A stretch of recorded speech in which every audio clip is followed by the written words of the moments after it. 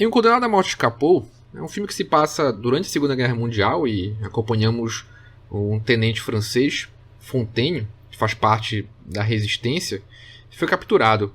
Acompanhamos então o dia a dia dele na prisão com outros prisioneiros, né? E convivendo com a desesperança ao mesmo tempo que planeja uma fuga. Bom, uma das principais obras para se comentar a obra do Bresson é do cinema transcendental do Paul Schrader. E nesse livro o Schrader faz uma relação com Bresson e o Ozu. E um dos aspectos que ele converge os dois, que ele pensa os dois, é como no decorrer da carreira eles foram refinando o seu estilo. E de fato, esse é o quarto filme do Bresson e em comparação, especialmente aos dois primeiros, é um estilo totalmente diferente. Em relação ao terceiro filme, talvez seja um estilo mais próximo.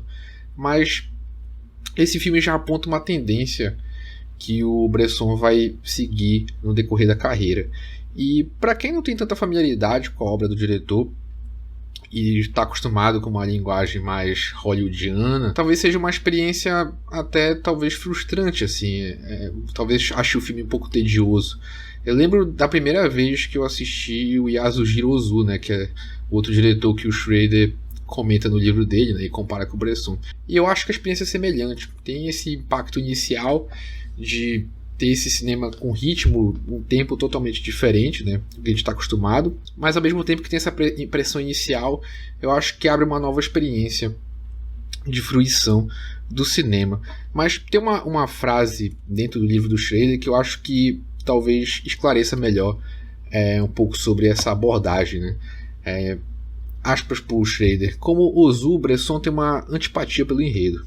Agora, aspas para o Bresson: eu tento cada vez mais em meus filmes suprimir o que as pessoas chamam de enredo. O enredo é um truque de romancista. Então, ao pensar o enredo dessa forma, tem outro momento no livro também que o Bresson comenta essa questão de esvaziar uma certa dramatização. O Bresson está pensando também um aspecto mais realista, né? O filme é baseado num relato real, inclusive tem um letreiro no início que comenta sobre isso. Existem entrevistas do Bresson na época falando que ele utilizou não atores para realizar esse filme, né? Então todos os personagens que estão ali são pessoas que não têm nenhum tipo de experiência com a atuação. Então, ao mesmo tempo que tem essa visão sobre enredo e essa visão sobre a questão da dramatização em cena, eu acho que já desponta um aspecto para a gente que está acostumado com um cinema hollywoodiano nesse sentido, né? Até pensando em filmes de fuga de prisão, existem vários, assim, se a gente for parar para pensar. Eu lembro agora de um filme do Van Damme, por exemplo, que tinha várias cenas de luta durante o filme e a fuga no final.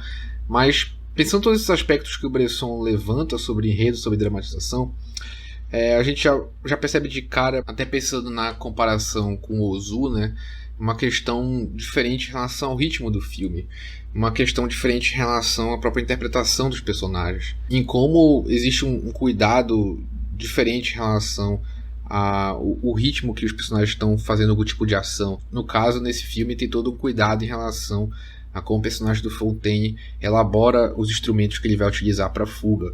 Então tem todo um cuidado em relação a mostrar a mão dele fazendo as atividades. É algo que também vai ficar muito característico em outro filme do Bresson, que é o Pickpocket. Essa maneira que ele filma as mãos nesse plano fechado, né? A atividade das mãos, como tem um certo cuidado em mostrar justamente essa atividade laborial, essa atividade artesanal. E esse aspecto está muito presente em como ele filma as mãos. Eu gosto muito da cena inicial do filme, que sem nenhum diálogo a gente tem esse personagem dentro de um carro e a câmera simplesmente vai passeando por esses elementos. A gente vê a mão dele, indo até a maçaneta da porta, hesitando em tentar abrir a maçaneta.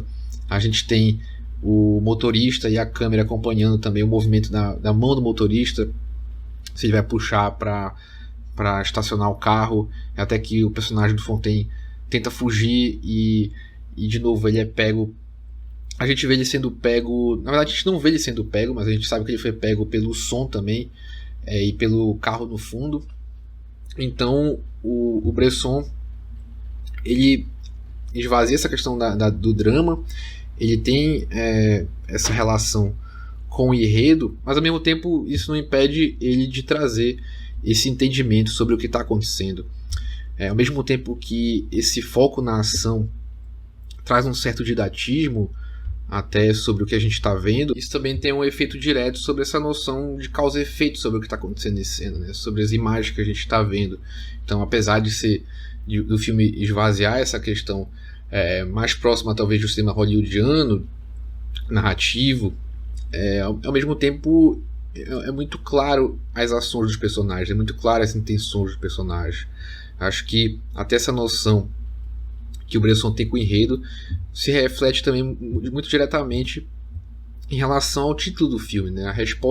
O título do filme já meio que diz o que vai acontecer, a gente já tem de fato o final, né, do filme dito no título, né? Mas eu acho curioso que ainda assim o filme consegue criar uma tensão, ainda assim o filme consegue criar um suspense. Então, apesar dessa proposta do Bresson em alguma medida parecer completamente antípoda de um cinema narrativo hollywoodiano e em alguma medida de todos os clichês que talvez fossem fórmulas que fizessem funcionar um suspense, um drama, etc., o filme do Bresson consegue entregar algum tipo de experiência de tensão e suspense. Então eu acho curioso como a demarcação do tempo é muito relacionada à ação sobre o que o personagem está fazendo, né? Então a gente vê o personagem indo para o pátio, a gente vê o personagem indo lavar o rosto, e é o momento que ele se relaciona com outros personagens. E os outros personagens também têm personalidades muito próprias, têm características muito próprias. E a gente vê ele na janela conversando com um vizinho de cela. Então, até no início do filme ele está num determinado espaço, né? Ele está numa cela, depois ele é levado para uma cela acima. Então, até essas questões de demarcação temporal são muito relacionadas a esses momentos de ação, a esses momentos da atividade dos personagens. São muito relacionadas a essas marcações de situação ou de alguma atividade que o personagem está fazendo ou tem que fazer, né? E eu acho curioso como em alguns momentos o Bresson utiliza bastante nesse filme essa questão dessas transições da imagem ir se esvanecendo, o que em alguma medida traz essa ideia traz essa mistura em relação à temporalidade do que está acontecendo. Então a gente vê ele encontrando uma colher que falta para ele abrir a porta, e a imagem desvanece e a gente já tem ele lá na porta utilizando essa mesma colher. Então acho que como o Bresson constrói esses diversos momentos, essas diversas situações, para além de marcar uma questão da temporalidade, também cria esse aspecto de suspensão do tempo, né? A gente tem essa relação muito claustrofóbica com o personagem do filme, né? Como ele está enquadrado em relação ao espaço, até como o espaço enquadra ele, né? Mas ao mesmo tempo a gente tem essa relação até desse tempo suspenso, né? E então eu acho que o drama do filme, esse suspense do filme, vem toda essa relação com o real perigo que ele está passando por ali, ao mesmo tempo que cria essa experiência claustrofóbica que a gente divide com esse personagem. Os dois últimos aspectos que eu queria comentar sobre o filme é em relação a essa questão do som, né? Como o som se relaciona com essa questão também da temporalidade que eu comentei, mas também com a imagem no filme. A gente tem, como eu comentei na cena do início, quando o Fontaine é pego, a gente sabe muito pela relação do som. Até na questão de criar um certo suspense, de criar uma certa tensão, é utilizado o som, especialmente quando o personagem ouve os tiros, né, dos outros prisioneiros sendo fuzilados, até quando tem um companheiro mais próximo dele sendo fuzilado. Então essa questão do som, além de demarcar em vários momentos essa questão temporal, como eu estava comentando em relação a essa questão da demarcação temporal ser muito pelas atividades do personagem, ser muito pelas essas marcações, pelos esses eventos que acontecem dentro da narrativa, o som também serve como uma marcação. E a gente tem esse enfoque do som muito relacionado com a atividade que o personagem está fazendo, seja ele elaborando os instrumentos, seja no momento da fuga, ele tomando cuidado para não fazer barulho no momento da fuga, ele utilizando o som do trem que está sempre passando para abafar o som que ele está fazendo quando ele está fugindo. Então o som tem uma função muito específica dentro do filme, assim como os objetos têm esse destaque, assim como as mãos do personagem têm esse destaque. Eu acho que em alguma medida o som tem essa questão de utilização de música, mas em alguma medida o som ambiente é muito mais importante pro drama do personagem, especialmente para essa demarcação temporal, especialmente para essas demarcações de ação, especialmente para essa relação com um instante, um espaço que o personagem está. Outro aspecto que eu queria comentar é finalmente em relação à fuga do personagem, né? Tem essa relação com uma doutrina cristã, e isso também relacionado com a obra do Schrader, né? Dessa transcendentalidade, e como em alguma medida o personagem está meio que predestinado a escapar. Tem esse aspecto até na relação que ele tem com o padre que ele encontra nos momentos que ele está lavando o rosto, e até o subtítulo do filme, né, O Vento Sopra Onde Ele Quer. Então tem esse aspecto que atravessa o filme e atravessa também a obra do Bresson como um todo. Outros filmes dele têm essa relação de esses elementos de uma doutrina cristã, e eu acho bastante curioso como o diretor insere isso dentro dessa abordagem mais realista, dentro dessa abordagem de esvaziamento de um aspecto dramático.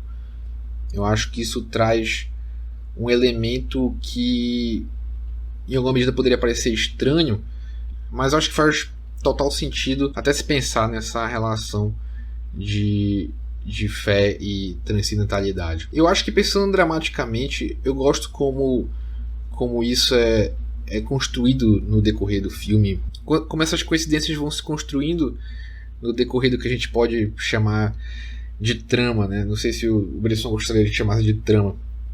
Como o personagem está numa determinada cela e aí ele é posto em seguida numa cela mais alta, o que permite ele visualizar o ambiente como um todo.